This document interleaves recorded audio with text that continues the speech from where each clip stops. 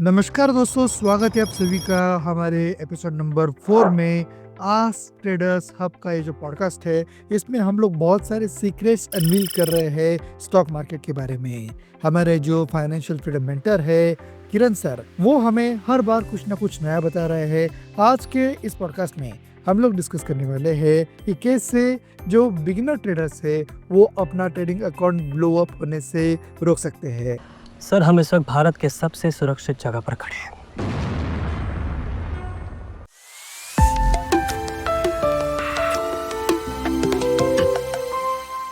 तो दोस्तों, जैसे कि मैंने आपको बताया, एपिसोड नंबर 4 में हम लोग सक्सेसफुली आ चुके हैं और आज एक बहुत ही स्पेशल इंपॉर्टेंट टॉपिक हम लोग लेके आए। हमेशा की तरह हमारे फाइनेंशियल फ्रीडम मेंटर किरण प्रभु जी हमारे साथ है। किरण जी, स्वागत है आपका। Hello Tejas, and nice to be back, and thank you so much for having me on the show. Great. तो किरण जी, जैसे कि हम लोगों ने आज का टॉपिक डिस्कस किया है कि कैसे बिगिनर लेवल के ट्रेडर्स अपना ट्रेडिंग अकाउंट ब्लो अप होने से रोक सकते हैं, तो हम लोग शुरू करते हैं।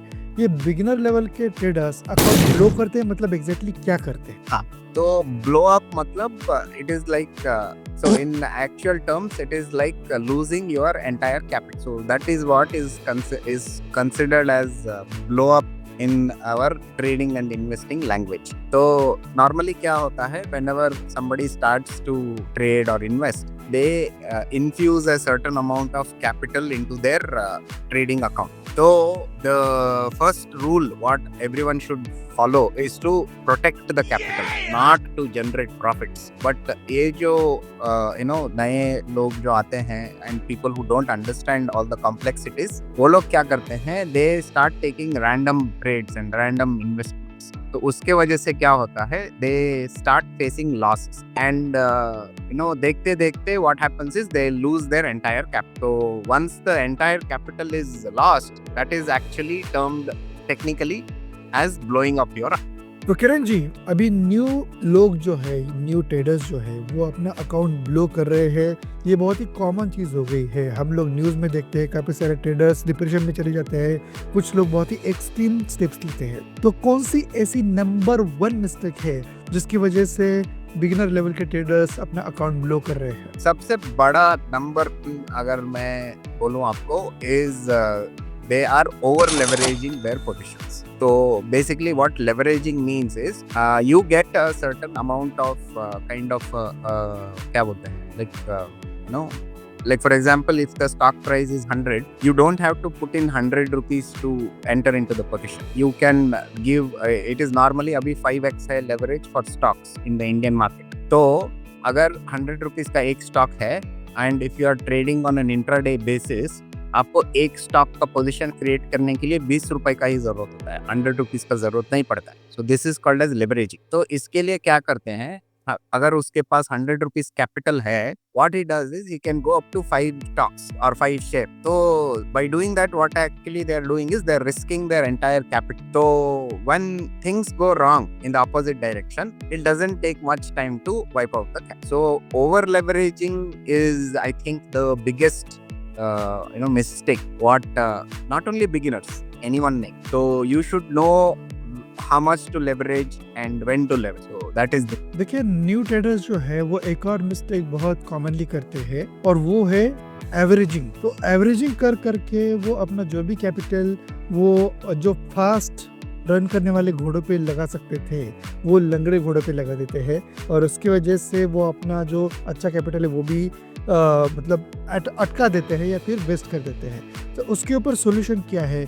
और इसी के साथ साथ एक और सवाल पूछ रहा हूँ, अगर हम लोगों ने कोई एक स्ट्रैटेजी बना ली, कोई ट्रेडिंग प्लान बना लिया और उसके साथ हम लोग डिसिप्लिन के साथ अगर स्टिक करते हैं, तो क्या ये अकाउंट ब्लो होने को हम लोग रोक सकते हैं? Yes.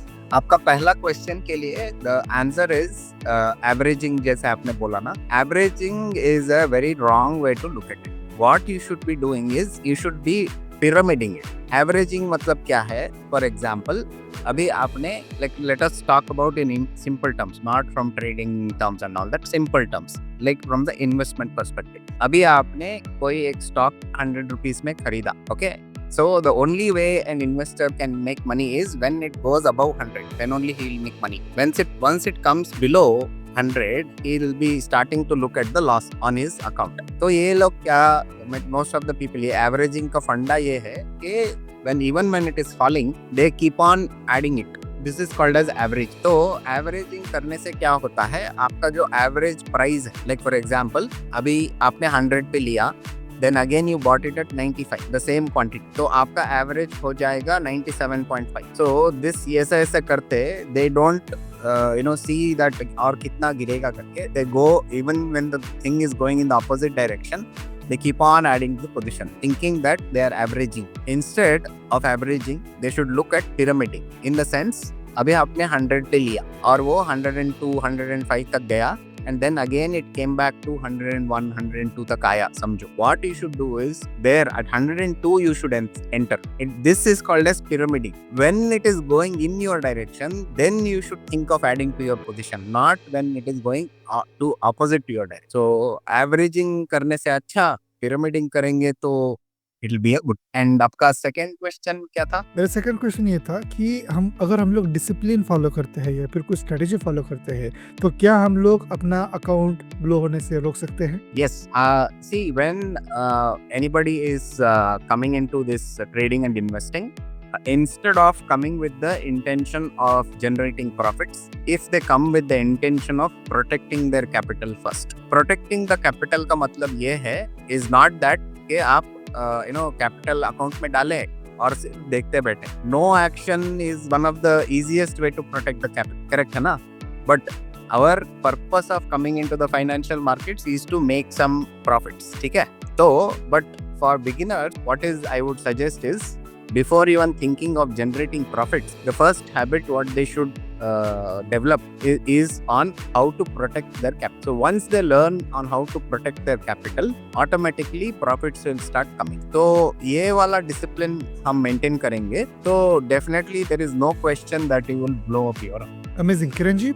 लेकिन एक और थॉट प्रोसेस न्यू लेवल के ट्रेडर्स का होता है और वो है कि कोई भी स्टॉक अगर फॉल कर रहा है, मेरे पास ऑलरेडी एक एक्स नाम का स्टॉक है जो मैंने खरीद रखा है, उसका फंडामेंटल अच्छा है, I am confident about that stock, लेकिन जब वो फॉल कर रहा है तो मैं सोचता हूँ कि चलो ये और सस्ते में मिल रहा है, फंडामेंटल अच्छा है इसका, तो मैं खरीद लेता हूँ. और फॉल कर रहा है, मुझे लगता है कि सस्ते में मिल रहा है, खरीद लेता हूँ. और जब वो बढ़ने लगता है, जैसे आपने बताया था कि ये पिरामिडिंग करना चाहिए, लेकिन बढ़ने लगता है तो लोग एग्जैक्टली अपोजिट सोचते हैं कि ऑलरेडी मैंने पोजीशन लेके रखी है, ऑलरेडी ये इतना महंगा हो गया है और कितना ही बढ़ेगा, तो इसमें मैं क्यों इन्वेस्ट करूँ, किसी और स्टॉक में जो अभी ऑलरेडी गिरा हुआ है उसमें इन्वेस्ट करूँ. तो ये जो फिलोसफी है या फिर ये जो अप्रोच है, उसके बारे में आपका स्टांस क्या है? See, it is like this. When something is falling, it is like catching a falling knife. अभी falling knife को आप पकड़ने जाओगे तो क्या होगा? आपका हाथ कटेगा. तो आपको डिसाइड करने का है whether you want your hands injured or you want to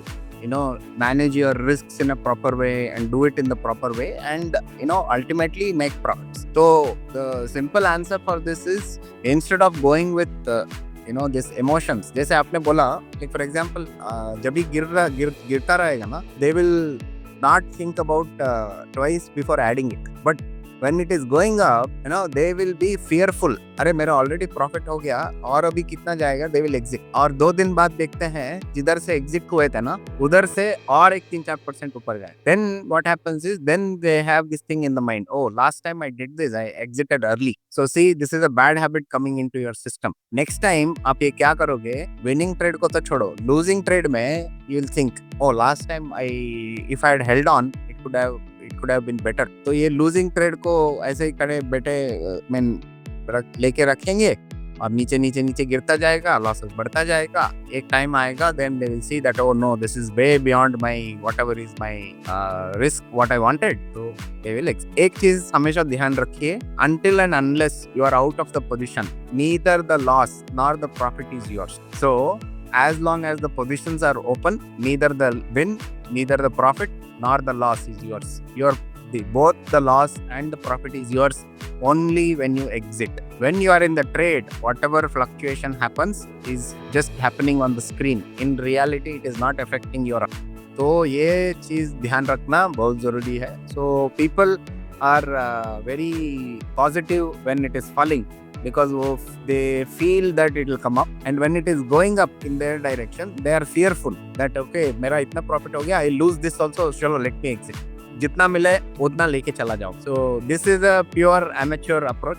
So professionals don't approach it like that. So professionals एक ही चीज करते हैं is, मैं जैसे हमेशा बताता हूँ, they focus on their entry. They wait for the price to come to their level. They don't make random entry. So this is the difference. So that is how it works. Alright, तो अभी एक और चीज है जो काफी सारे traders करते हैं, मतलब न्यू लेवल के हमारे जैसे, ये सोचते हैं कि कोई भी, ये सही अप्रोच भी हो सकता है, गलत होता है, आप वैलिडेट कीजिए. जो भी नया ट्रेडर है वो क्या सोचता है कि जो भी स्टॉक अंडर वैल्यूड है उसे खरीदो और जो भी स्टॉक ओवर वैल्यूड है उसे बेच दो. अब कौन सा स्टॉक अंडर वैल्यूड है और कौन सा स्टॉक ओवर वैल्यूड है वो कैसे डिसाइड करेंगे? तो उसके लिए कुछ लोग पैरामीटर्स यूज करते हैं. फॉर एग्जांपल RSI इंडिकेटर, अगर किसी का अगर 30 के आसपास है तो वो अंडर वैल्यूड है, 70 के ऊपर चला गया तो ओवर वैल्यूड है. तो क्या ये सारी स्ट्रैटेजी सही है? क्या इसका यूज करके हम लोग डिसाइड कर सकते हैं? जी, ये जो under value and over value, it is again the way of looking at things. Okay? In reality, under value or over value decide करने के लिए you will have to consider lot of parameters. It is not just the price.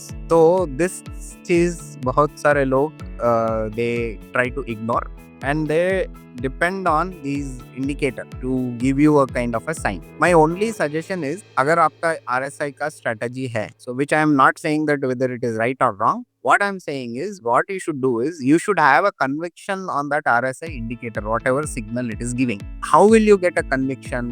जैसे आपने बोला कुछ तो parameter 30 के ऊपर रहेगा and all that, ठीक है? You just check it with the past data. इतने टाइम पे वो RSI, when it was at a particular point, did it react in a certain way and did it move in the way which that signal what RSI was giving? That is the way you can find out how reliable RSI as an indicator is. तो ये आप पता करेंगे तो आपको मालूम पड़ जाएगा RSI strategy works or not. The second thing is, let me make it very clear that not every strategy works in every situation. ऐसा कोई strategy नहीं है which works on all the situations in all the conditions. A particular condition, a particular situation demands a certain kind of strategy. So सिर्फ एक strategy या एक वाला मतलब क्या बोलता है, that narrow vision लेके कुछ होगा नहीं. You should have a holistic approach. So basically it is like this.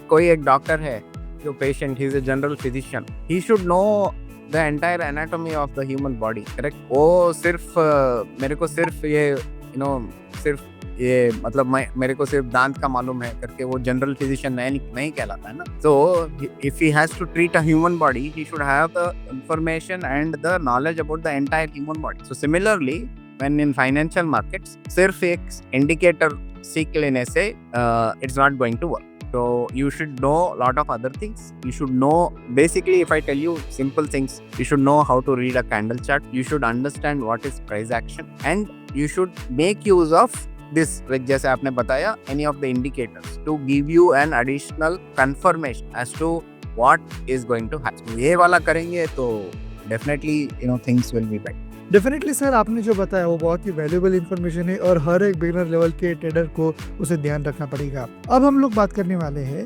कि रिस्क मैनेजमेंट के बारे में. ऑलरेडी आपने बताया था, रिस्क मैनेजमेंट से भी पहले माइंडसेट ज्यादा इंपॉर्टेंट है. तो अगर हम लोग राइट माइंडसेट के साथ स्टॉक मार्केट में उतरते हैं तो क्या हम लोग अपना अकाउंट ब्लो ऑफ होने से रोक सकते हैं? माइंडसेट कितना मैटर करता है हमारे ट्रेडिंग डिसीजंस में, इसके बारे में थोड़ा बताइए. और इसी के साथ साथ रिस्क मैनेजमेंट एग्जैक्टली होता क्या है और बिगिनर लेवल के ट्रेडर्स रिस्क मैनेजमेंट कैसे कर सकते हैं, ये बताइए. So as per me, if somebody has to be successful in trading and investing, it is 80% mental state and 20% technical things. So predominantly it is all about how you manage your own emotions. So this is very important. And why? Because see, emotions have a lot of impact on the results which comes out of the trades. So uske saath also you should know on how to manage your emotions. So basically you should know how to manage it. Is very simple that you should have a plan, because if you don't have a plan and when things are not going as per you, your mind starts playing tricks on. That is where your decision making abilities goes for a toss. So this is very important. And when you are feeling overwhelmed, so what you should do is, the best thing what you can do is, instead of going and fighting against the market, you should just shut the system and take a break. You should recollect, you should calm yourself down and come back with a fresh mind, not with the intention to take the revenge on the market. You cannot. Market भगवान थे. Nobody can beat the market. All you can do is go with the market. तो अगर आप सोचते हैं नहीं मैं market को सिखाऊंगा, तो मार्केट आपको ऐसा सिखाएगा कि आप वापस किसी को सीखने के लायक नहीं रहेंगे. So this is one thing. And second thing is, risk management is very simple. ज़्यादा कुछ complicated नहीं है. Risk ये ऐसा होना चाहिए that it is something which you will not be impacted if you lose it. So the simple risk reward ratio of what anyone can have for any trade is 1:2 risk reward. That means if you are risking 1, you should have a reward of 2. Only when that kind of a opportunity you get, you should enter. Otherwise, if there is any other opportunity which is less than 1:2, you shouldn't even think about that. You shouldn't even see that. That is second thing.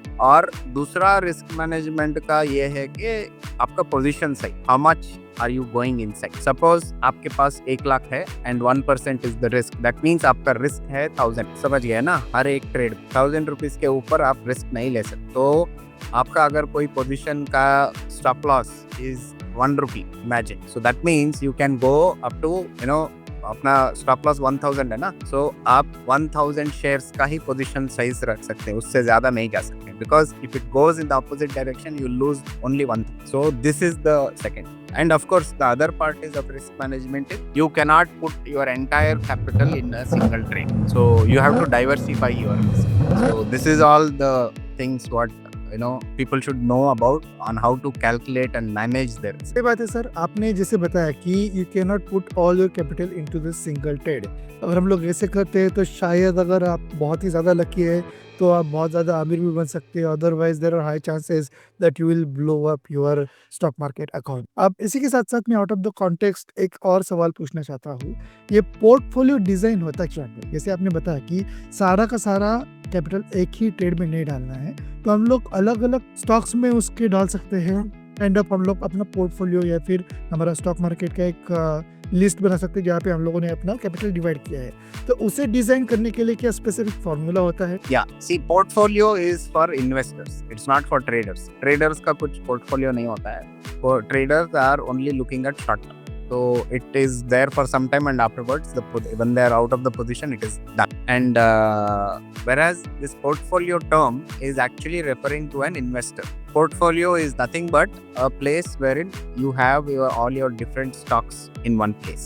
Okay? So portfolio design करने का सबसे आसान तरीका ये है कि first thing is you should be investing in the businesses which you understand. तो ये है. तो basically जैसे मैंने वो दिन बोला था, construction, automobile, cement, ऐसे बहुत सारे sectors हैं. So what you have to do is, how best to design a portfolio is, the portfolio size should not go beyond 10 to 20. Okay? So because beyond that, if it goes, it becomes very difficult for that person to keep a track. So ऐसा करना चाहिए. The best way what they can do is, initially they can start with a portfolio of 10 stocks, and these 10 stocks they can divide it into 5 different sectors. मतलब हर एक sector का 2-2 stock, and वो कैसा stock होना चाहिए? The top performance in that particular sector. So that is the easiest way to design a portfolio. Doesn't make any sense that your Demat account shows your list running into hundreds, because you'll not be able to monitor it, and even when things are going wrong, you will not be able to know when to exit and all. And जैसे मैंने बताया, at a single point of time, a person can only do 1 or 2 things at the most. You cannot do 100 things at a time. तो आपका जितना portfolio बड़ा रहेगा, आपका complexity बढ़ेगा. So मेरा जो सिस्टम है और मेरा जो प्रिंसिपल है is like to keep things simple. So that is how you should design your portfolio. So invest in the businesses which you understand. Select the top 5 sectors what you want to invest in, और वो sector का research करके you find out what the top stock, and if they are at a fair value, invest in. And that is how you keep on growing. See, investing is for long term, so you can always add to the positions. Whenever there is a correction, you can add to the position and build your capital allocation towards that. So that is how you should approach building a portfolio.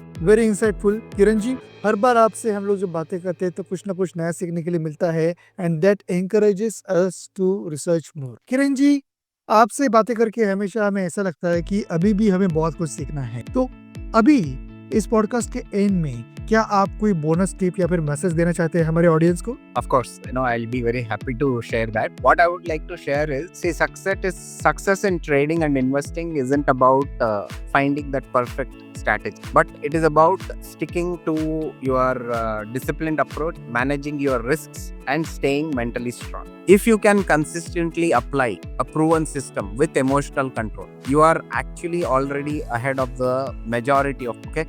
So also remember that it is not about avoiding losses entirely. It is about managing them in a way so that it protects your capital first and then keeps you in the game for a long. So this should be the approach. So if our audience, if they are interested to know about all this in more detail, I would be very glad that if you could join me for my free webinar, which is happening over the weekend, wherein I discuss and share my system, what I follow, and the methods what I follow. So I'll be very glad to have you come and attend my webinar. It's a free webinar, so it'll be a great learning experience. So you are always welcome. Thank you Kiran ji, thank you for the bonus tip. Audience, अगर आप इन सारी strategies को, किरण जी की strategies को deeply पढ़ना चाहते हैं, सीखना चाहते हैं, तो वो भी फ्री में, तो आप नीचे डिस्क्रिप्शन में लिंक चेक कर सकते हैं। वहाँ पे उनका जो नेक्स्ट फ्री वेबिनार है उसे आप ज्वाइन कर सकते हैं और अपना नॉलेज और भी डीप कर सकते हैं। किरण जी, आपसे बातें करके बहुत अच्छा लगा।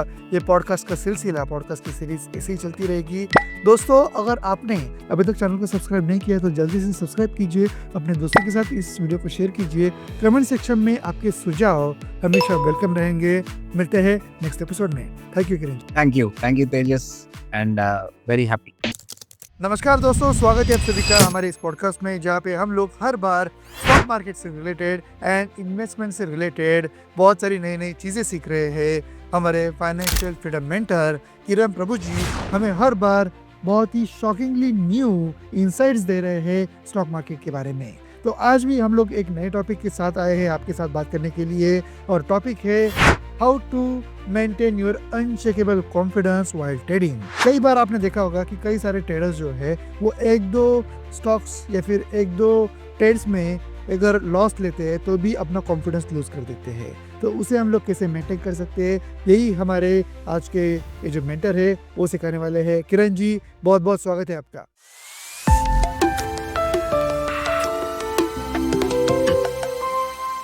Thank you. Good evening, Tejas. Thank you for having me again here. And it's been indeed a pleasure always to talk with you. और बहुत मज़ा आता है आपसे बात करने में और आपका questions answer करने में. So I really look forward to these sessions. So again, thank you for having me with you. And I also look forward for one more interesting, session today. Yes. तो किरण जी, पिछली बार हम लोगों ने काफ़ी सारी बातें की थी कि स्टॉक मार्केट में हम लोग कैसे डूज एंड डोंट्स मेंटेन कर सकते हैं, कैसे डिसिप्लिन मेंटेन कर सकते हैं, स्टॉक मार्केट होता क्या है, बहुत सारी चीज़ें हम लोगों ने जो बेसिक है वो कवर कर ली है। थोड़ा एडवांस हम लोग जाने वाले हैं।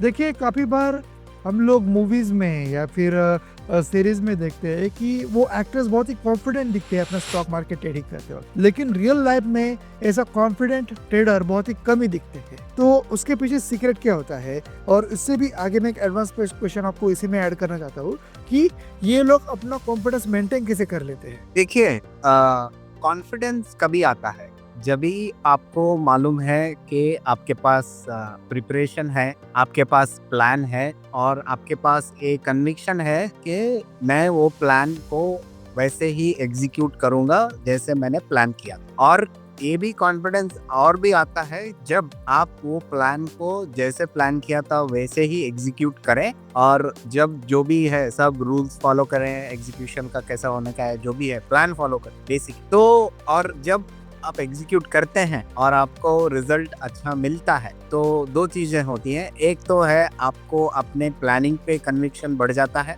और दूसरा you will feel good that you have followed your system. तो ये चीज करने से है ना कॉन्फिडेंस अपने आप आता है, और ये बार बार करेंगे, एक बार से नहीं आता है, बार बार करेंगे, कंसिस्टेंटली करेंगे तो अपने आप कॉन्फिडेंस आ जाता है। तो इसमें कुछ बड़ी सीक्रेट या बिहाइंड द डोर ऐसा कुछ है नहीं। This is the simple reason why that confidence comes. और दूसरा आपका क्वेश्चन कॉन्फिडेंस कैसे मेंटेन करते हैं, वो भी मेरे पिछले इसमें ही आ गया था। Is because they do the same thing again and again, they don't go and do new things every day, they do the same things every day. तो जब भी आप सेम थिंग करोगे, अपने आप कंसिस्टेंसी बढ़ेगा, तो कॉन्फिडेंस भी अपने आप आ जाता है। सही बात है किरण जी। लेकिन जब हम लोग लॉन्ग टर्म के लिए इन्वेस्टमेंट करते हैं, फॉर एग्जांपल चलो मैंने किसी स्टॉक में इन्वेस्टमेंट कर दिया, अचानक हिंडनबर्ग का रिपोर्ट आ गया, वो स्टॉक फॉल हो गया, मेरा कॉन्फिडेंस भी फॉल हो गया। चलो इलेक्शन के एक दिन पहले स्टॉक अप हो गया, मेरा कॉन्फिडेंस भी अप हो गया। इलेक्शन के रिजल्ट आ गया, मेरा कॉन्फिडेंस फिर एक बार डाउन हो गया, क्योंकि वो स्टॉक भी डाउन हो गया। तो चार्ट के साथ साथ मेरा कॉन्फिडेंस अप डाउन हो रहा है। तो जो लोग लॉन्ग टर्म के लिए इन्वेस्टमेंट कर रहे हैं, वो एक प्रकार से रोलर कोस्टर राइड खेल रहे हैं अपने कॉन्फिडेंस के साथ। तो उससे हम लोग कैसे मेंटेन कर सकते हैं? मुझे पता है, अगर लॉन्ग टर्म के लिए अगर हम लोग चार्ट की हिस्ट्री देखें, तो बहुत सारे अप डाउन्स तो होते हैं, और वहाँ पे हमें क्लियरली दिखता है कि जो लोग उस फॉल में भी वो स्टॉक होल्ड कर रहे हैं, वो आज करोड़ों कमा रहे हैं। लेकिन एट दैट पर्टिकुलर टाइम वो कॉन्फिडेंस तो शेक होता ही रहता है। तो ऐसे टाइम पे हम लोग कोई साधु तो नहीं है कि हम लोग अपने मन को स्टेबल रखें। तो ऐसे टाइम पे आप पर्टिकुलरली कैसे खुद को स्टेबल रखते हैं? मेरा चीज मैं बोलूँ तो एक तो चीज है, मैं न्यूज फॉलो नहीं करता, ठीक है। तो न्यूज जो है एक्चुअली इन रियलिटी वो क्या करता है, आपके मन में कंफ्यूजन्स और काइंड ऑफ बायसेस आपके मन में डालता है। बायस मतलब काइंड ऑफ बायस मतलब कैसे बोलूं, it might not be the truth, but you will feel that that is the truth. Can we say forced opinion? It is not forced opinion. Bias means like for example, अभी मैं बोलूँ, अभी मैंने सुबह जैसे मार्केट खुल रहा है वो टाइम पे न्यूज़ देखा कि कल रात को यूएस में कुछ हो गया उधर का, बिकॉज वो लोग हमसे एक दिन पीछे हैं, तो रात का उनका जब बंद होता है, अपना सुबह शुरू होता है। तो कल नैस्डैक नीचे गिर गया बाई 1.5%, 1.2% नीचे गिर। So we don't know what is the thing, but सुबह सुबह इधर इंडिया में शुरू हो जाता है, नैस्डैक कल बहुत गिर गया, there was lot of things because of this reason करके। ये अगर हम सुन भी ले, देखने का जरूरत नहीं है, ऐसा कान में भी गिर गया, तो नेक्स्ट दिन जब ये हमारा मार्केट शुरू होता है, मेरे मन में सबकॉन्शियस माइंड में already it is there that okay today there might be a fog. तो ये बायस है which is not a truth, but you feel that it is going to be the truth. तो ये जो है news ना follow करने से इससे बच सकते हैं। सी, न्यूज कौन सा फॉलो करना चाहिए? जो रियलिटी है, जो सच है, वो न्यूज को फॉलो करें, ओके। बट अनफॉर्चुनेटली आजकल जो भी हर कुछ भी न्यूज आता है, वो सिर्फ नॉइस है, हाइप है, और it is just created to kind of misguide in reality. तो इसके लिए ना, since I can not filter it कि कौन सा सच्चाई है, कौन सा रियलिटी है एंड ऑल दैट, इससे अच्छा बेहतर सोल्यूशन मुझे जो दिखा वो है कि मैं न्यूज फॉलो ना ही करूं। तो मैं न्यूज़ फॉलो करता नहीं। तो मैं जब भी मार्केट को देखता हूँ, I am with the clear mind, और मैं जो करता हूँ, मैं वो चार्ट देख के what it tells me, I just follow it. That is one way. Second question आपने जो पूछा, जब भी गिर रहा है, तो how will you be able to have the thing confidence that ये एक चीज समझ लीजिए, स्पेशली फाइनेंशियल मार्केट्स में अगर गिर भी रहा है तो जीरो तो नहीं हो जाएगा ना, गिरेगा तो भी सर्टेन परसेंटेज गिरेगा, because there are certain places wherein again buyers will come into the thing and it will start pushing the price higher. So there is something called as support areas, okay, and similarly there is something called as resistance areas. आप अगर कोई भी stock उठा के देखें, वो certain price के ऊपर नहीं जाता और सर्टेन प्राइस के नीचे नहीं आता। तो this clearly tells you what are the support and the resistance areas. तो क्या होता है जब भी प्राइस सपोर्ट एरिया और रेजिस्टेंस एरिया के पास आता है, ये होता है, जब भी सपोर्ट एरिया के पास आता है तो क्या होता है, there will be lot of buyers coming into the place, they will be getting into the position. When lot of buyers come into the position, what happens is, because the buyers are more than the sellers, price ऊपर बढ़। Same thing happens at resistance. Resistance में क्या होता है, lot of people sell, sellers बढ़ जाते हैं, buyers कम हो जाते हैं, तो इसके वजह से प्राइस नीचे आता है। तो जब भी आप ये लॉन्ग टर्म कर रहे हैं, तो एक चीज तो वेरी क्लियर है, वो तो जीरो तो नहीं होगा। In fact when it is falling, it is a very good opportunity for you to pick up those stocks. कौन सा stocks? ऐसा नहीं कि जो सच में कुछ प्रॉब्लम में है, इट्स नॉट परफॉर्मिंग वेल, वैसा स्टॉक नहीं। but reputed companies, because I always tell, invest in known names, don't go with unknown names. So when it is actually falling, it is a very good time for you to take in, build up your positions. So that is the way it should be done. तो काफ़ी सारे लोग ऐसे भी होते हैं जो अपनी strategy to the T follow करते हैं, लेकिन फिर भी हर बार जब ये मूवमेंट होते हैं उसके वक्त अपनी स्ट्रैटेजी को सेकंड गेसिंग करते हैं। सेकंड गेसिंग के ऊपर मुझे एक किस्सा याद आया। एमबीए कॉलेज में जब मैं था तब वहाँ पे एमसीक्यू टेस्ट हुआ करती थी, मल्टीपल चॉइस ऑप्शन वाले जो क्वेश्चन थे। अब वहाँ पे मैं बहुत ही स्मार्ट वर्क करता था, बहुत ही कम टाइम में स्टडी करके जाता था और अच्छे रिजल्ट भी आते थे। और मेरा एक फ्रेंड था जो 15 दिन पहले दिन रात पढ़ता रहता था, बहुत ही परफेक्ट स्टडी करता था, लेकिन जितने मेरे मार्क हुआ करते थे उससे आधे से भी कम मार्क उसके हुआ करते थे। एक बार उसने मुझे पूछा कि ऐसा क्या हो रहा है, मैं इतना स्टडी कर रहा हूँ, आपसे ज़्यादा नॉलेज मेरे पास है, लेकिन फिर भी मेरे एमसीक्यू में मार्क कम क्यों आ रहे हैं और आपके ज़्यादा क्यों आ रहे हैं। तो मैंने उनको बोला कि मैं जब ये राइट क्वेश्चन ढूंढता हूँ तो मैं एलिमिनेशन स्ट्रैटेजी यूज़ करता हूँ। ये तो नहीं हो सकता, ये तो नहीं हो सकता, ये तो नहीं, चलो यही एक बचा, ये तो हो गए। लेकिन मेरा फ्रेंड क्या करता था, ये तो है पक्का है, लेकिन कोई ये तो नहीं है, कोई ये तो नहीं है, बार बार ओवर थिंक कर करके उसने ऑलरेडी जो सही क्वेश्चन, सही आंसर जो सिलेक्ट किया था, एट द एंड वो उसको रिजेक्ट करके रॉन्ग आंसर को सिलेक्ट कर दिया, because he was over thinking upon his answers. तो सेम कंसेप्ट हम लोग यहाँ पे स्टॉक मार्केट में भी लगा सकते हैं कि ये लोग ओवर थिंक कर लेते हैं और उसकी वजह से उनका लॉस भी बहुत बड़ा हो जाता है। तो ऐसी चीज को हम लोग कैसे टैकल कर सकते हैं ऐसे ट्रेडर्स? नहीं, सिंपल है, ओवरथिंक मत करो, ओवरथिंक मत करो। See the problem, the problem comes with too much information, ठीक है। सो इन्फॉर्मेशन एलिमिनेट करने का तरीका, एक तो तरीका मैंने बता दिया कि आप न्यूज़ मत देखो। दूसरा है वो जो बिजनेस चैनल पे चलता रहता है, our so called market experts keep on telling you that these are promising stocks, that this and all that. See again they are creating a bias, okay. तो वो भी मत देखो, चार्ट देखो, अपना चार्ट सब कुछ बताता है। आप अगर उसको देखना चाहते हो तो बताता है, ठीक है। आप अगर आंख खुले रख के भी अंधेरे का फीलिंग है तो आपको कुछ भी डालो, फ्लड लाइट डालो, जो भी लाइट डालो, आपको दिखेगा नहीं, समझ गया ना। तो वैसा ही है। तो ओवर एनालिसिस मत करो, keep it simple, keep it straight forward. जो आपको आपका जो स्ट्रैटेजी आपको ठीक लगता है, आपको यू आर कंफर्टेबल।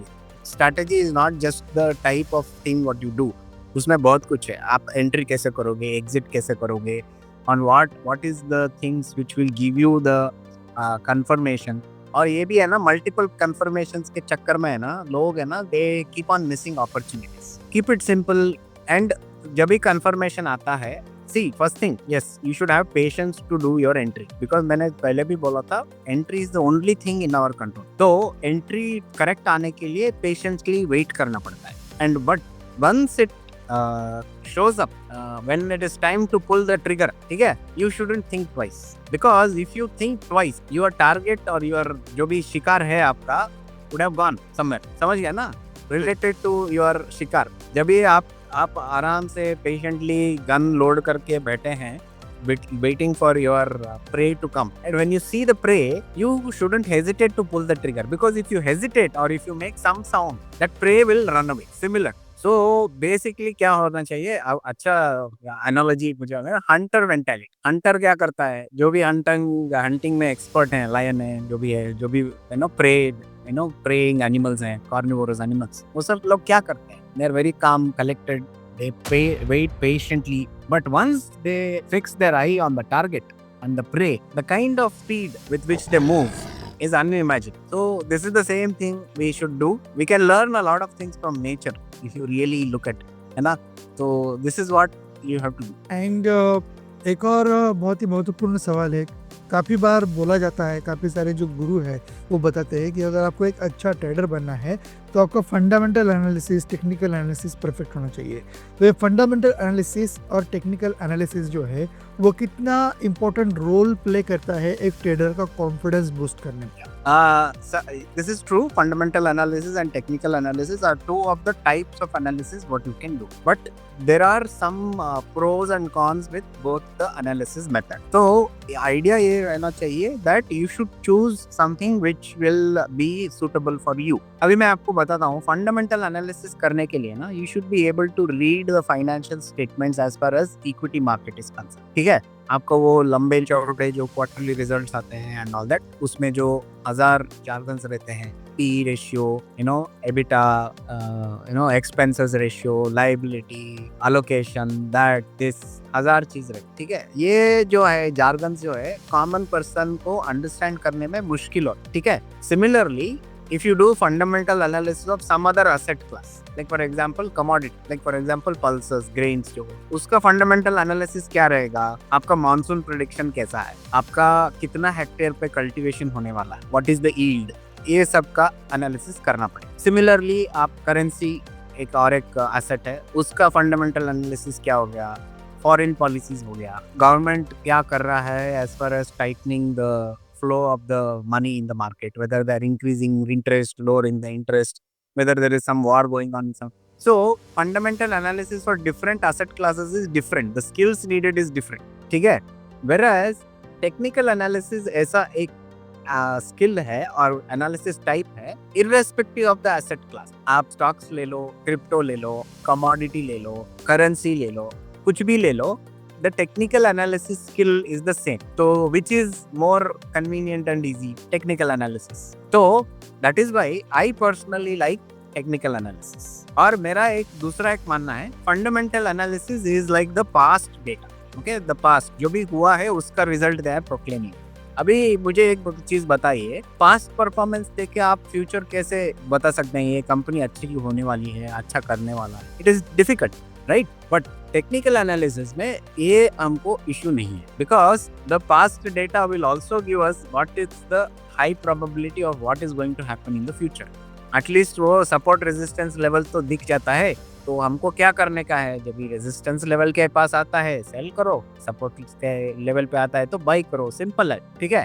सो मेरे हिसाब से technical analysis is the best tool, because if you learn this skill, technical analysis, chart reading, if you learn this, you can play in any asset class, so you need not limit yourself. So that is the thing. So people have to decide, yes, for long term investment, for long term मतलब 10 years plus, 20 years plus, तो उसके लिए if you go through fundamental analysis, which is not only the financial statements, आपको जो company का जो plans है, क्या करने वाला है, whether they are expanding, what are they getting into, are they upgrading themselves, are they investing in new technology, are they reinventing themselves, ये सब जानने से आपको लॉन्ग टर्म मतलब 10 years 12 years का करने के लिए, बिकॉज ऑल दिस प्लान्स ना, इट टेक्स टाइम। अभी कुछ नया टेक्नोलॉजी अडॉप्ट करने का है, वो आज मैं डिसाइड करके कल अडॉप्ट नहीं कर सकता है ना। Industries they have to set up the system, set up the whole structure, they have to start building, installing, and then it will start to give them results, right?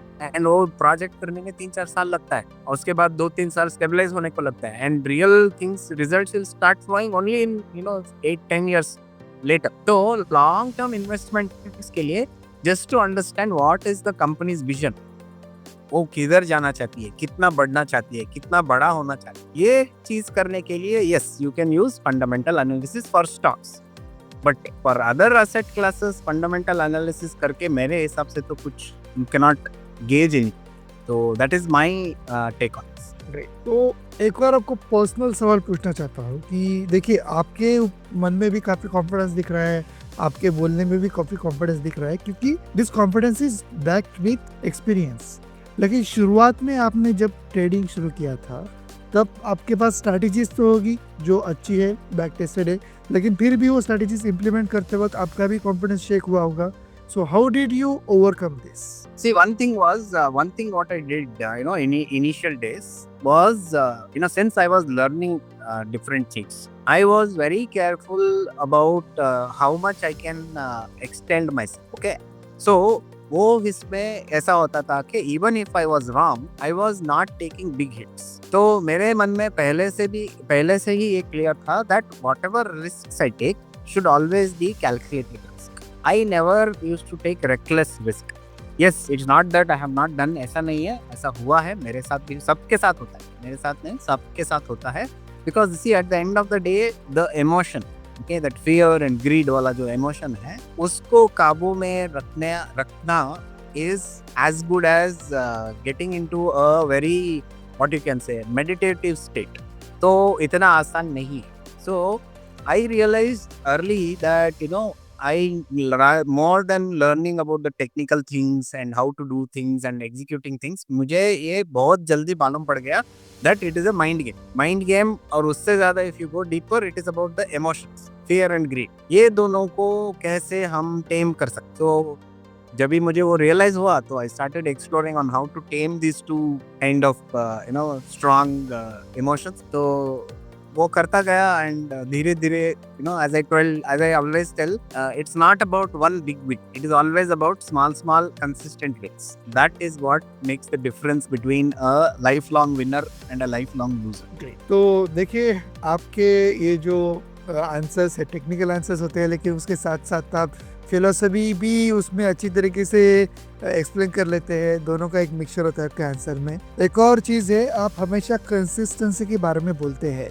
लेकिन देखिए ये जो अप्स एंड डाउन्स है, long term के बारे में हम लोग अगर बात कर रहे हैं ट्रेडिंग में, तो इसमें एकदम शार्प फॉल आ गया या फिर शार्प स्टीप आ गया, तो वहाँ पे हम लोग कंसिस्टेंसी कैसे मेंटेन करें जहाँ पे हमारा कॉन्फिडेंस ही शेक हो रहा है? नहीं, कॉन्फिडेंस ऐसा देखिए, कॉन्फिडेंस क्यों शेक होता है? जब आपको है ना आपके सिस्टम पे भरोसा नहीं होता है तो भी तभी ये कॉन्फिडेंस का आपको कम हो रहा है, ठीक है। बट अगर आपने अपना प्रिपरेशन अच्छा किया, आपका सिस्टम पे आपको भरोसा है। भरोसा भी कैसे आता है? नॉट अ ब्लाइंड ट्रस्ट और ब्लाइंड फेथ। आपके सिस्टम को इट इज लाइक वो जो बोलते हैं ना, वो मतलब एक पत्थर को अगर वो एक शिल्पकार के हाथ में दे दें तो पत्थर भी जब भी वो अनफिनिश्ड रहता है, he can see the final idol। तो वो क्या कर रहा है? Actually he is not carving an idol, he is taking off unwanted things from the stone। That is how a beautiful idol comes in, correct? So the same thing we have to adapt, we have to start eliminating unwanted। क्या होता है ना, बहुत clarity है, and once clarity is there, all these things don't be not affect। मेरे यहाँ आसन पे कितना आसान नहीं है, बहुत मेहनत करना पड़ता है, काम करना पड़ता है, और फर्स्ट ऑफ ऑल रियलाइज करना पड़ेगा कि yes these are all unnecessary things, these are actually holding me back, these are actually pulling me down. ये पहला रियलाइजेशन आएगा तो ही इसके ऊपर काम कर सकते हैं ना। और ये रियलाइजेशन कभी आएगा? जब ही आप हारते हैं, instead of getting demotivated you ask questions, why did it happen, where did I go wrong, what was that I could have done to improve this। ये 3 क्वेश्चन आप पूछेंगे तो आपको इफ यू आंसर ऑनेस्टली, आपको answers मिल जाएंगे, और वो जो सीख मिलता है वो मिस्टेक कमिट करके आपको वापस जब भी ऐसे ही कोई सिचुएशन आएगा, और then you will remember, no this was the thing I did last time, this was the mistake, so this time I will not commit the same mistake. एक चीज ध्यान रखिए, एक स्मार्ट आदमी वो होता है जो कभी गलती नहीं करता, वो स्मार्ट नहीं है। स्मार्ट आदमी वो है जो एक बार गलती करता है उससे सीख के अन्य से मिस्टेक ना करे, वो स्मार्ट है। तो यही है। तो आपका जो भी मिस्टेक्स है, मैं पहले भी बोला हूँ, जब भी आप छोटे हैं, मिस्टेक्स जितना मिस्टेक्स करने का है तभी करो। एक बार आप थोड़ा if you are started growing into something, okay, not something big, but even if something, then that is not the time for you to commit mistakes, because वो time पे भी ना it is very क्या बोलते हैं, very fragile situation, because you are starting to build your confidence, and because of one reckless move आपके जितने भी महीनों का confidence आपने काम करके बढ़ाया है, एक झटके में आ सकता है। it can come crashing down। तो इसके लिए है ना, तो always be, don't be too aggressive, don't be too eager। Simple है यार, all of us have lot of years to live। of course मुझे मालूम नहीं है मैं कितना साल जीऊंगा and all that, but at least I know that I will live, correct? तो क्या जल्दी है? क्यों कल ही मुझे करोड़पति बनना है ना यार? 15 साल है, 20 साल है, 30 साल है, आराम से करो। रोज 50 मीटर 100 मीटर दौड़ो, बस एक ही दिन में 10 किलोमीटर दौड़ के किधर पहुंचते? Again philosophy. No, it's not, see I will tell you, see it's not philosophy Tejas. Philosophy को लोग लगता है फिलोसफी है, but what I am trying to tell, see in reality ना, our life if you look at it, it's not, see लोगों को लगता है फिलोसफी मतलब सब बड़ी बबातें हैं, मैं करता हूँ ना, बोलता हूँ। It's not philosophy, it is what you know, it is clarity of.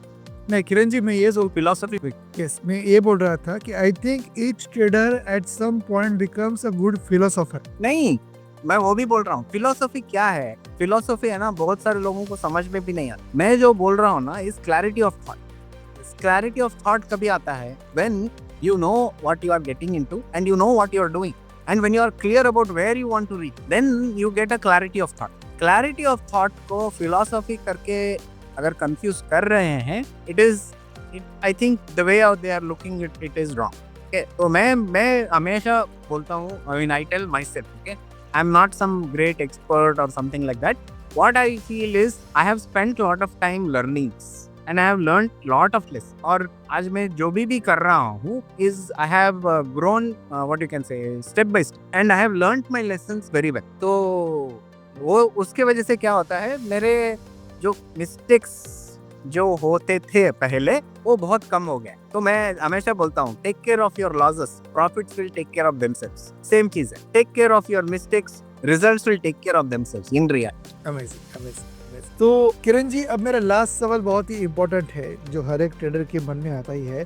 देखिए, हर एक ट्रेडर, हर एक जो उसका ट्रेड है वो सक्सेसफुल नहीं करता, हर एक ट्रेड उसका प्रॉफिटेबल नहीं होता. इवन जो बड़े ट्रेडर्स है वो बोलते हैं कि मेरी ये जो भी वेल्थ है वो मेरे सारे ट्रेड से नहीं आए हैं, कुछ 20-30 जो परसेंट मेरे ट्रेड है वो अच्छे गए, इसी वजह से मैंने इतनी वेल्थ कमाई है. तो लेकिन काफ़ी सारे ट्रेडर्स ऐसे भी फेस करते हैं कि वो कंसेक्यूटिवली लॉस फेस करते हैं and this results into downgrading there confidence. तो ऐसे लूजिंग स्ट्रीक जो है वो फेस करने के बाद ट्रेडर अपना कॉन्फिडेंस कैसे मेंटेन कर सकता है? देखिए, see it is like this, okay, every day will not be the good day, so there will be some bad days. तो the only thing what we can control is we ensure that whenever there is a bad day, the damage is not expensive. तो उसका ध्यान रखना चाहिए. एक तो वो चीज है. दूसरा जो है, आपका जो सिस्टम, आपका जो प्लान इतने दिन से चल रहा था, आज अगर you know something unexpected happened and all that, you should not be blaming the plan because इतना दिन तो काम कर रहा था. That means what? There is something has changed. Either the market structure has changed, or some fundamental things has changed, or something has changed. That is why your plan is not working. So what we have to do, instead of blaming ourselves that नहीं मैंने गलती कर दिया and all that, we should look at okay what has changed, and when we know what has changed, we can do the necessary adjustments to our plan. ये दूसरी बात. तीसरी जो है is of course emotional control. ठीक है, ऐसा नहीं है कि जो भी है ना, जो भी ट्रेड करते हैं एंड ऑल दैट, ऐसा नहीं है कि वो रोज ट्रेड करते नहीं. मैंने लास्ट एपिसोड में भी बताया, ये दिन भर है ना बाई सेल करके जो बैठते हैं ना, तो उनका दिमाग पहले तो खराब हो जाता है. तो वो सब नहीं करते. जो कंसिस्टेंटली प्रॉफिटेबल ट्रेडर्स जो होते हैं ना, they trade only when they get the opportunity और when they see the right opportunity. तो ये वाला जो क्या बोलते हैं, ठहराव, मतलब hold it back.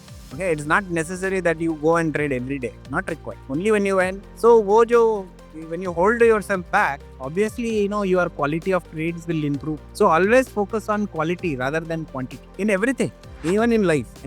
Don't ever focus on quantity. Focus on quality. तो अपने आप आपको मिल जाएंगे results. Great. तो किरण जी, बहुत मजा आया आपसे बात करके एंड हर बार की तरह आज भी हम लोगों ने बहुत कुछ सीखा आपसे. सबसे पहले तो एक ट्रेडर को अच्छा कॉन्फिडेंस कैसे मेंटेन करना है, इसके काफ़ी सारे सीक्रेट आपने हमारे साथ शेयर किए हैं, technically with clarity of thoughts and with little touch of philosophy as well. आप इसे क्लैरिटी ऑफ थॉट्स बोलते हैं, लेकिन मैं तो उसको फिलोसफी बोलूँगा. लेकिन काफ़ी सारी चीज़ें ऐसी सर के ऊपर से जा रही है, being very new to this stock market trading. हम जैसे कॉमन लोग जो चीज़ें सर के ऊपर से निकल जाती है उसको फिलोसफी बोल देते हैं. So any last thought to our audience? तो है ना, जो वो अगर ऐसा जा रहा है ना, so it doesn't mean that that it is something complex. It is not. You are feeling so because you are not aware of. Okay. तो इसको अगर बाउंसर से आपको है ना गुड लेंथ बॉल में कन्वर्ट करने का है, सिक्सर मारने के लिए क्या करना पड़ेगा, उसके बारे में जानकारी लेके स्टडी करके प्रिपेयर करना. वैसे करेंगे तो आपको बाउंसर भी आएगा, तो अपने रोहित शर्मा के जैसे हुक शॉट मार के 6 रन बना सकते. तो दोस्तों, अभी तक आपने इस चैनल को सब्सक्राइब नहीं किया है तो जल्दी से सब्सक्राइब कीजिए, क्योंकि यहाँ पे फन टॉक्स के साथ बहुत सारा अमेजिंग नॉलेज आपको मिलने वाला है. हमारे फाइनेंशियल फ्रीडम मेंटर किरण प्रभु जी अपने ज्ञान के पिटारे से बहुत सारी चीज़ें आपके साथ फ्री में शेयर कर रहे हैं. तो जल्दी से इस चैनल को सब्सक्राइब भी कीजिए, अपने दोस्तों के साथ शेयर कीजिए और आपकी जो भी थॉट्स है वो कमेंट सेक्शन में ज़रूर लिखिए. मिलते हैं नेक्स्ट एपिसोड में। Yeah. Before we conclude, Tejas, I want to share one thought as a conclusion for this thing. Yes sir please. So actually है ना, since we were talking about confidence ना, so confidence है ना doesn't always come from being right, ठीक है? वो किससे आता है? It comes from knowing that even when you are wrong, okay, you can recover and stay true to your path. उधर से आता है confidence. That is what I wanted to conclude this amazing session. Cool. तो दोस्तों मिलते हैं next episode में, तब तक के लिए चैनल को सब्सक्राइब कीजिए, शेयर कीजिए, अपने थॉट्स जो है वो कमेंट सेक्शन में ज़रूर नोट कीजिए एंड इस चैनल को देखते रहिए अगर आपको एक अच्छा ट्रेडर बनना है तो। Bye bye. नमस्कार दोस्तों, स्वागत है आप सभी का हमारे इस पॉडकास्ट के एपिसोड में, जहाँ पे हम लोग हमेशा नई नई चीज़ें सीखते हैं, नई नई टेक्निक सीखते हैं हमारे फाइनेंशियल फ्रीडम मेंटर किरण प्रभु जी से। तो आज हम लोग ये जानने वाले हैं कि हम लोग कैसे हमारे ब्रेन को ट्रेन कर सकते हैं ट्रेडिंग में सक्सेस लेने के लिए। तो चलिए शुरू करते हैं।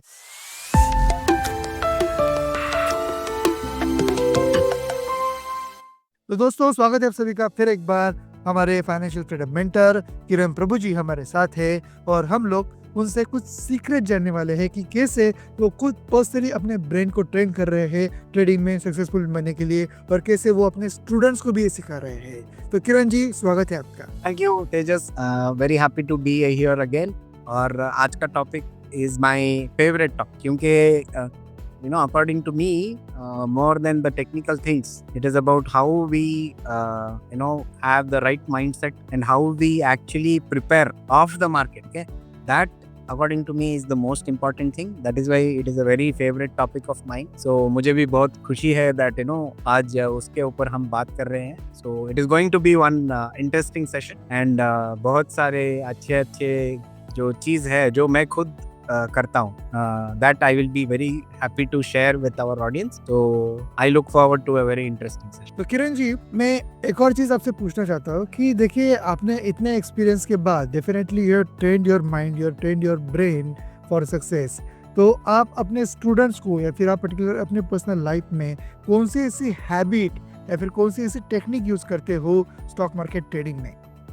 तो पहला जो चीज है वो है is discipline, having a discipline over emotion. तो मतलब क्या है कि मुझे डिसिप्लिन प्रायोरिटी, ओके, एंड मैं अपना प्लान फॉलो करता हूँ without taking any impulsive decisions. तो उससे मेरा emotion I can tell that it will be completely eliminated. That is one. Second thing is mindfulness मतलब जो भी हम कर रहे हैं ना उसके ऊपर 100% फोकस। बहुत सारे लोग क्या करते हैं, वो दिन हम बात कर रहे थे कि वो इतना सब चार्ट देखते हैं, ऐसा 4 8 10 चार्ट देखते हैं, that's not mindfulness. You should focus on one thing और 2 थिंग, ओके, उससे ज्यादा you can not.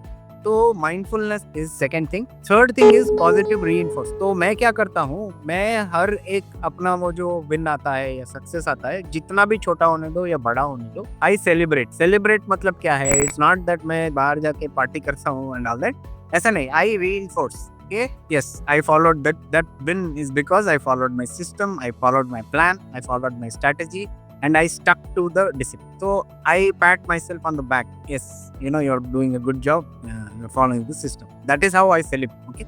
I mean, चौथा होता है सेल्फ रिफ्लेक्शन। सेल्फ रिफ्लेक्शन मतलब क्या है, मैं अपने विन्स ज्यादा एनालाइज नहीं करता हूँ बिकॉज करने का जरूरत है नहीं, बट अपने जो लॉस होते हैं उसको मैं इतना डीपली एनालाइज करता हूँ कि मैं I am able to reach to the root cause. So when I reach to the root cause and once I know what is the root cause, it helps me in coming up with the solution for overcoming that root cause problem. तो उसके वजह से है ना, तो हर एक regularly मैं review करता हूँ। जब भी मेरा लॉस होता है, आज भी होता है, ऐसा नहीं कि नहीं होता है, आज भी होता है, बट आजकल क्या हो रहा है, मेरा लॉसेस छोटे होते हैं, तो वो भी एक अच्छी ग्रोथ है। तो मेरा profits it keeps on getting bigger and my losses are getting smaller, so it is a sign of progress.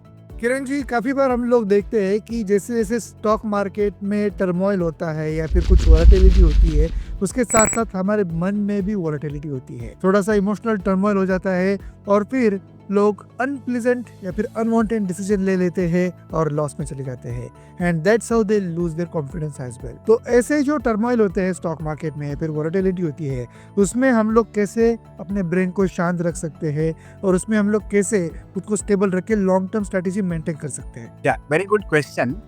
इसमें है ना, we can always rely on our age old techniques of yoga. Okay, yoga में एक particular technique होता है about breathing. तो breathing क्या, I mean सच में योगा क्या होता है? योगा होता है is a combination of when your mind, body and soul are in connect, that is yoga in reality. Okay, ये तीनों चीज जब भी aligned होते हैं, एक साथ रहते हैं, that is true yoga practice. तो योगा का प्रैक्टिस करने से, और उसमें भी एक पर्टिकुलर टेक्निक अबाउट ब्रीदिंग, क्या होता है डीप एंड स्लो ब्रीदिंग जो होता है ना, तो अगर हम ब्रीदिंग पे फोकस लाएं तो क्या होता है, the brain becomes quiet. So when the brain becomes quiet, what happens is it is giving the brain the required kind of rest, क्योंकि अपना ब्रेन मतलब it never stops working, it is continuously functioning, even when we are asleep it is functioning. Brain और heart ऐसा एक चीज है which never stops functioning. तो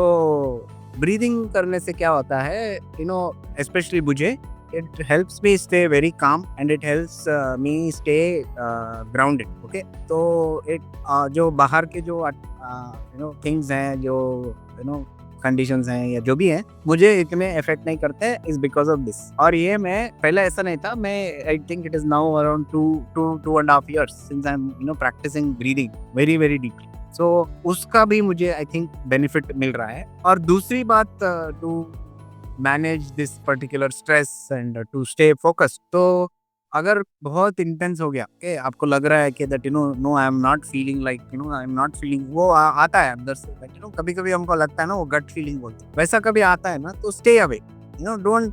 ऐसा मैंने पहले भी बोला कि रोज रोज ट्रेड करने का जरूरत नहीं है। हम थोड़े 9 to 5 जॉब वाले, हमको रोज उधर अटेंडेंस नहीं डालेंगे तो पगार कट जाएगा, ऐसा तो है नहीं, ठीक है? तो रोज मत करो। When you are not feeling like, stay away, don't go with half heart, fully physically, mentally, emotionally. जब भी हम अवेलेबल रहेंगे तब ही हमको ट्रेड या इन्वेस्टिंग के ऊपर काम करना। That is the second thing. तीसरा है is I stay very very objective. मतलब क्या है, मुझे डेटा से मतलब, मुझे कैंडल चार्ट से मतलब। तो मैं डेटा पे, मैं भले आदमी पे ना भरोसा करूँ, ठीक है, बट मैं डेटा पे जरूर भरोसा, क्योंकि है ना, इट कैनॉट बी टैम्पर्ड, ठीक है? जो डेटा है, I look at it very objectively. So इसकी वजह से क्या होता है, मेरे emotions and all don't come into picture first of all, because yes it's come with lot of practice. ऐसा नहीं कि पहले तो मैं बहुत I used to get very restless, very sad, very happy, everything,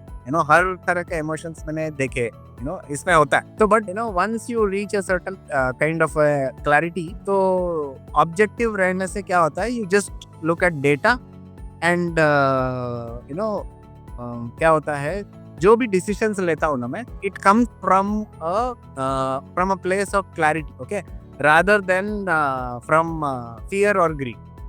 ये 3 चीज है जो मुझे हेल्प करते हैं। अमेजिंग। तो किरण जी, आपने जैसे बताया कि इमोशनल जो एस्पेक्ट है उसका इम्पैक्ट आपके ट्रेडिंग पे नहीं आने चाहिए, तो इसी से रिलेटेड मेरा अगला सवाल है, काफ़ी बार हम लोग एक्सपीरियंस करते हैं कि काफ़ी बार हमारा दिन की शुरुआत अच्छी हुई है और फिर दिन में आने वाली हर एक चीज़ हमारी अच्छी होती जाती है, हर एक चीज़ में हम लोग सक्सेस भी लेते हैं, और काफ़ी बार हमारे दिन की शुरुआत अच्छी नहीं हुई है तो दिन भर आपके साथ जो अनप्लेजेंट मोमेंट होते जाते हैं, हर एक चीज़ बुरी होती जाती है, आपके माइंड के हिसाब से नहीं। तो सेम थिंग हम लोग ट्रेडिंग में भी रिफ्लेक्ट कर सकते हैं। अगर आपका पहला ट्रेड अच्छा गया है तो आपका कॉन्फिडेंस बढ़ जाता है, बाकी सारे ट्रेड भी अच्छे चले जाते हैं। पहले ही ट्रेड में अगर आपने लॉस ले लिया, आपका कॉन्फिडेंस तुरंत डाउन हो जाता है और बाकी सारे ट्रेड भी आप लॉस लेते चले जाते हैं। ऐसा काफ़ी सारे ट्रेडर्स के साथ होता है, मेरे साथ भी हुआ है, आपके साथ भी हुआ होगा।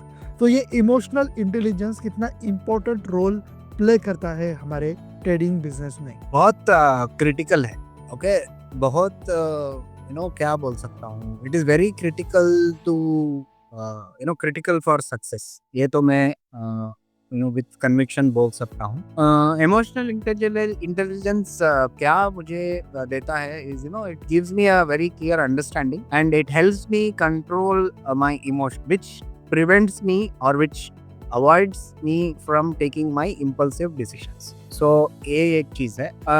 दूसरा है it improves lot of situational awareness. So situational awareness मतलब क्या है कि आपको चार्ट देख के आजू बाजू में क्या हो रहा है because see right hand side of the chart there will be nothing, but on the left hand side there is enough data for you, but आप उसको देखते ही नहीं है क्योंकि कभी कभी क्या होता है important level might be some 3-4 days ago, तो जब तक आप अपना चार्ट जूम आउट करके वो लेवल देखते नहीं है तो आपको मालूम ही नहीं रहेगा। तो सिचुएशनल अवेयरनेस होना बहुत जरूरी है। और तीसरा जो है which helps emotional intelligence, it helps is in managing the risk. तो मुझे मालूम है कि मुझे लाइक फॉर एग्जाम्पल आपने बोला मेरा दिन का शुरुआत अच्छा रहेगा तो मेरा ये जाता है और पहला ट्रेड अगर लॉस, तो इसके लिए मेरा सिंपल सा रूल है, मैं 2 से ज्यादा my maximum is 2 per day maximum. और लास्ट टाइम मैंने check the number of days I have crossed 1 is hardly 15%। मतलब 100 दिन में अगर किया है तो 85 days I have taken only 1 trade. Only on 15 days I have taken more than 1, that is 2. 2 से कभी ऊपर गया ही नहीं। तो that is the discipline I have developed. Okay? तो इतना जरूरत है नहीं कि that I take multiple trades and all that. I don't do that. So that has kind of given me this emotional intelligence has played very critical. That is for sure. Kiran ji, आपने अभी जो example share किया था कि more than 2 trades में लेते हैं ना, this is the part of discipline, और ये डिसिप्लिन आने में बहुत बड़ा एक्सपीरियंस होना चाहिए। मैंने खुद काफ़ी बार एक्सपीरियंस किया है अपने पर्सनल ट्रेड्स में या फिर दूसरे लोगों के भी ट्रेड्स में। लोग जैसे किसी कोई खास मिठाई है हमारी, एक बार खा ली, मन नहीं भरता, दूसरी बार खा ली, तीसरी बार भी हम लोग खा लेते, चलो एक और करके। वैसे ही होता है, पहले ट्रेड में अच्छा प्रॉफिट मिल गया, चलो एक और कर लेते हैं, दूसरे ट्रेड में अच्छा प्रॉफिट मिल गया, चलो एक और कर लेते हैं, लॉस भी लिया तो भी ऐसा लगता है कि चलो इस ट्रेड में लॉस ले लिया, चलो एक और ट्रेड ले लेते हैं और उसमें कॉम्पेंसेट कर लेते हैं, और इसे करते करते 2 से ज़्यादा ट्रेड कब हो गए पता भी नहीं चलता। लेकिन the kind of strategy you are sharing कि 2 से ज़्यादा ट्रेड में कभी दिन में करता ही नहीं हो, उसके लिए बहुत ज़्यादा इमोशनल कंट्रोल चाहिए होता है शायद, या फिर ब्रेन के ऊपर बहुत ज़्यादा कंट्रोल चाहिए होता है। तो ये कंट्रोल आपने कैसे डेवलप किया ओवर द टाइम, ये हमें बताइए। See, it is all gradual learning process. ठीक है, ऐसा नहीं है कि मैं पहले, मेरा भी ऐसे जैसे आपने बोला this emotional trading, revenge trading, और जो प्रॉफिट हो रहा है अच्छा प्रॉफिट हो गया तो आज इससे थोड़ा और ज्यादा कर लेते हैं, तो वो सब क्यों आता है ना, इज बिकॉज सी आपका एक ट्रेड हो गया तो दूसरा आप तभी क्या करते हैं, वापस चार्ट देखने। तो जैसे आप चार्ट देखने को शुरू होता है तो आपका brain will start telling you okay here is an opportunity, here is an opportunity, you had a good day and it is a good day in the sense वो लोग क्या सोच रहे हैं, आज मेरा लक अच्छा है तो आज मैं, तो लक के भरोसे जो करते हैं ना वो लोग हमेशा प्रॉब्लम्स फेस कर, लक के ऊपर नहीं होता। लक अगर काम भी करेगा, 1 दिन करेगा, 2 दिन करेगा, over a period of time नहीं। तो लक से कुछ होता नहीं है, लक का भरोसा करना इज स्टुपिडिटी। तो ये चीज है। और and I feel that see it is very actually for me it is like it is very actually, सच में बोलो the way I look at it is, when I do trading, I am in a very meditative state. Such I am at my calmest. So that is what I think is a big factor. So यही चीज है। तो इसके वजह से क्या होता है, the decision making abilities, not over trading, not risking unnecessarily, waiting patiently, all these things becomes stronger. So I think that is the only way. तो किरण जी, बहुत सारी चीजें आपसे पता चल रही है और एक आपका अलग एस्पेक्ट भी पता चल रहा है। अब मेरा लास्ट क्वेश्चन ये है, आई होप इसका आंसर आप बहुत ही डीपली देंगे, क्योंकि ये जो सिचुएशन है वो बहुत लोग फेस, तो मैं आपसे बहुत ज़्यादा गाइडेंस चाहता हूँ। मुझे पता है ये फ्री में आप दे रहे लोगों को यही काफ़ी है, आप अपने कम्युनिटी मेंबर्स को बहुत ही डेडिकेटेडली और भी ज़्यादा डीप में गाइडेंस देते हैं, लेकिन आई थिंक समाज को इस क्वेश्चन की आंसर की बहुत ज़्यादा ज़रूरत। काफ़ी सारे लोग बहुत बड़ा लॉस ले लेते और उसके बाद उनके माइंड में जो भी सेटबैक आ जाता है या फिर जो उनका कॉन्फिडेंस डाउन हो जाता है, उससे वो काफ़ी बार ऊपर भी नहीं पाते, या फिर काफ़ी बार वो कभी स्टॉक मार्केट में एंटर भी नहीं कर पाते। आपने भी कभी ना कभी अपने पास्ट लाइफ में एक बड़ा लॉस लिया ही होगा, तो उस वक्त आपने खुद को कैसे रिकवर किया, या फिर जो नॉर्मल ट्रेडर्स है, जो भी हमारे ऑडियंस है, एक बड़ा लॉस लेने के बाद खुद को कैसे वो रिसेट कर सकते हैं, खुद के माइंड को कैसे रिसेट कर सकते हैं, और फिर एक नई शुरुआत विद कॉन्फिडेंस वो कैसे कर सकते। Over to you. बहुत डीप क्वेश्चन है के। तो जब भी कोई भी लॉस लेते हैं ना, तो उसको है ना पर्सनली लेना नहीं चाहिए। ऐसा सोचना नहीं चाहिए कि मैं जब भी कुछ करने जाता हूँ तो मार्केट आके मेरे से मेरा लॉस देके चला जाए। ऐसा कुछ नहीं है। तो मार्केट को क्या मालूम है कि आप आए हैं ट्रेड कर रहे हैं, उसको कैसे बात। तो how can you tell that market आके मेरा हमेशा लॉस करके चला। सो इट्स ऑल, वो सब बहाने हैं। तो ये नहीं करना चाहिए, पर्सनली नहीं लेना चाहिए। उल्टा क्या सोचना चाहिए इज दिस के हर एक लॉस को, actually every loss is the best teacher what you can have, provided you allow it to teach. अगर आप अपने गलती से सीखना चाहते हैं और उसको परमिशन देते हैं आपको सिखाने के लिए, तभी आप सीख पाए। तो और एक चीज है, ये जो भी लॉस होता है ना, उसको ऐसा देखिए। मैं पहले ऐसा बहुत करता था कि मैं ऐसा हमेशा, मैं अगर लॉस होता था तो मैं ऐसा अपने खुद को बोलता था कि ये मेरा फीस है market to learn this particular skill. Because आप बोलते रहते हैं मैं फ्री में दे रहा हूँ एंड ऑल दैट। ऐसा कुछ नहीं है, फ्री में कुछ होता नहीं है। Everything has got its price and value. और मैं जो इधर अपने चैनल पे शेयर कर रहा हूँ इज वैल्यू। ओके, तो you know these are all some important concepts. But ये जो है, you know, if you go deeper you have to put in efforts, put in time and all. तो ये फ्री में कुछ नहीं है। तो what I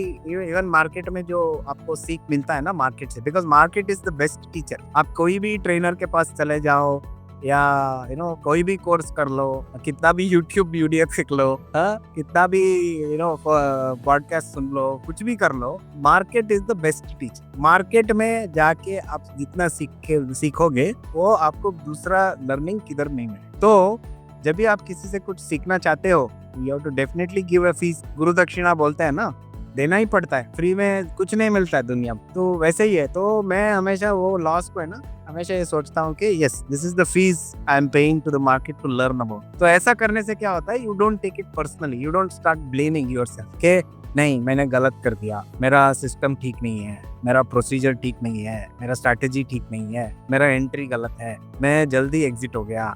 all that you will stop blaming yourself. तो ये एक चीज है। और दूसरा है is always reassess and learn, because see learning is a continuous process. ठीक है, इसमें है ना कोई भी क्लेम नहीं कर सकता है that I have mastered it. Mastery comes in multiple life times. एक लाइफ टाइम में mastery is not possible, so it takes time. तो आप इम्प्रूव हो सकते हैं, मास्टरी तो दूर का बात, तो वो दूसरा है। और दूसरा है, आई मीन तीसरा है is you know you always refocus, bring your focus back on to your system. Try to find out कि आपने किधर, what did you not do which you had already decided। और जनरली मैं बोलता हूँ मेजॉरिटी ऑफ द टाइम है ना, क्यों लॉसेस होते हैं मालूम है क्या? When you go opposite to the direction of the market। लोग क्या करते हैं इज वेरी सिंपल। मेरे को आपको बहुत अच्छा एग्जांपल देता हूँ। मार्केट ऊपर जा रहा है, ठीक है, मार्केट ऊपर जा रहा है, तो लोग क्या सोचते हैं, अरे इतना ऊपर तो आ गया और कितना ऊपर जाएगा, ऊपर से शॉर्ट करने। तो क्या करता है, चला ही जाता है वो। और जब ये गिर रहा है तो ये लोग क्या करते हैं, बाई करते हैं, अभी इतना गिर गया और कितना गिरे। तो 90% of the time, this is my personal experience, whenever I was on the wrong side, 90% of the time I was opposite to the direction of the market. ठीक है, तो इसका आंसर बहुत सिंपल है। ये आपको कभी मालूम पड़ेगा when you go deeper into your loss, you analyze your loss, तभी आपको मालूम पड़ेगा। मैंने एनालाइज किया इसको, मैं इसके लिए मुझे मालूम है 90% of the time when I was wrong, I was in the opposite direction। तो मुझे क्या करना चाहिए next time? I should never go against the market। I started doing that, my results started improving। तो ये बेस्ट एग्जाम्पल है। तो ये सिंपल चीज है। ऐसा नहीं है कि यू नो मार्केट आपके मतलब हाथ धो के आपके पीछे पड़ा है कि आपका पूरा कैपिटल लेके जाएगा, ऐसा कुछ नहीं होता है। Because of our lack of knowledge, lack of following a system, lack of not having the right plan and not sticking to the plan, and बीच में going haphazard, taking some random entries, random decisions, these are all the reasons। So ये सब market तो नहीं बोल रहा है तुम ऐसा करो कर, ये तो हम कर रहे हैं, तो हमको सुधरना चाहिए। मार्केट को कौन सुधार सकता है? मार्केट जो करना चाहता है वो करेगा वो। समझ गया ना? This is the way to improve on your bounce back. And सबसे अच्छा चीज और भी एक कर सकता है, when you are having a continuous losing streak. ठीक है, पहली बात तो ये है, बड़ा लॉस होने देना नहीं चाहिए। बिकॉज हमारे मतलब माई पर्टिकुलर सिस्टम में जैसे ही मैं एंट्री लेता हूँ, पहला चीज जो मैं करता हूँ is I am putting my stop loss. तो बड़ा लॉस होने का सवाल ही नहीं उठता है। ये बड़ा लॉस किसका होता है? जो लोग स्टॉप लॉस नहीं डालते, एवरेजिंग करते चले जाते हैं, वो भी ऑपोजिट डायरेक्ट, तो उनका बड़ा लॉस है। People who don't follow position sizing, who don't follow risk reward ratio, उनका बड़ा लॉस। बट सेम लोगों को जब भी प्रॉफिट बड़ा मिलने का अपॉर्चुनिटी है, जल्दी निकल जाता है डर के मारे। नहीं, अरे इतना तो आ रहा है, अभी और गिर गया तो पूरा चला जाएगा जल्दी। वो जैसे ही निकलते हैं उससे और एक 3-4% ऊपर जाता है। ऐसा होता है ना? So that is the thing. So it is not about this. You first of all you should have complete conviction on your system. So वो करेंगे तो अपने आप हो जाएगा। और हर एक लॉस को है ना, make sure that it is your best teacher. हर एक लॉस आपको बहुत कुछ सिखाता है, प्रोवाइडेड आप सीखना चाहते हैं तो। अगर आप सीखना नहीं चाहते हैं, बार बार वही करना चाहते हैं, तो कोई भी आ जाए, कितना भी एक्सपर्ट आ जाए, आपको सुधार नहीं सकता। तो किरण जी, हर बार की तरह हमें आज भी बहुत सारी वैल्यू आपसे मिली है एंड डेफिनेटली आप सोसाइटी को गिव बैक कर रहे हैं। हमारे ऑडियंस को इतना सारा नॉलेज मिल रहा है एंड मुझे तो लगता है ये एपिसोड हर उस ट्रेडर को देखना चाहिए जिसने अपना कॉन्फिडेंस लूज किया है एक बड़े लॉस की वजह से। अगर आप ये एपिसोड देखते हैं और स्पेसिफिकली ये पार्ट देखते हैं जहाँ पे किरण जी ने इतना डीप में आंसर दिया है, डेफिनेटली आप कभी भी स्टॉक मार्केट में इन्वेस्टमेंट करते वक्त डरेंगे नहीं। एक राइट स्ट्रैटेजी के साथ, अगर एक लॉस प्रूफ स्ट्रैटेजी के साथ अगर आप एंटर करते हैं तो डेफिनेटली आप कभी भी सेटबैक नहीं लेंगे। किरण जी, एक बार फिर से मैं आपसे रिक्वेस्ट करूंगा कि हमारे ऑडियंस को कोई मैसेज दीजिए। मैसेज तो ये है, पहला तो चीज है, ऐसा कुछ है नहीं कि लॉस प्रूफ स्ट्रेटजी, ऐसा कुछ है नहीं। वो तो एक please there is nothing like that. वो तो एक चीज which I want to make clear. दूसरा message I would like to share with all our audience, this the greatest trading success doesn't come from being right all the time. But it comes from having the right mental fortitude to stay calm, learn from your setback, and keep moving forward, keep walking. Never never stop walking. You should keep walking. 2 कदम चलो, 3 कदम चलो, चले रुकना। So this is the message what I would like to give. आपने एक और एक अच्छी clarity दे दी कि लॉस प्रूफ स्ट्रैटेजी ऐसी कोई भी नहीं होती है। आपकी strategy it is all about probability. So more you research, more you take experience, more success you can get, and that's how you can train your brain for trading success. तो दोस्तों, आपको आज का वीडियो कैसा लगा comment section में ज़रूर बताइए। अभी तक हमने चैनल को सब्सक्राइब नहीं किया है तो जल्दी से सब्सक्राइब बटन पे क्लिक कीजिए। अपने दोस्तों के साथ ये वैल्यूएबल वीडियोस, बहुत सारी वैल्यू है इस वीडियो में, ये वीडियो शेयर कीजिए, लाइक कीजिए और मिलते हैं नेक्स्ट एपिसोड में।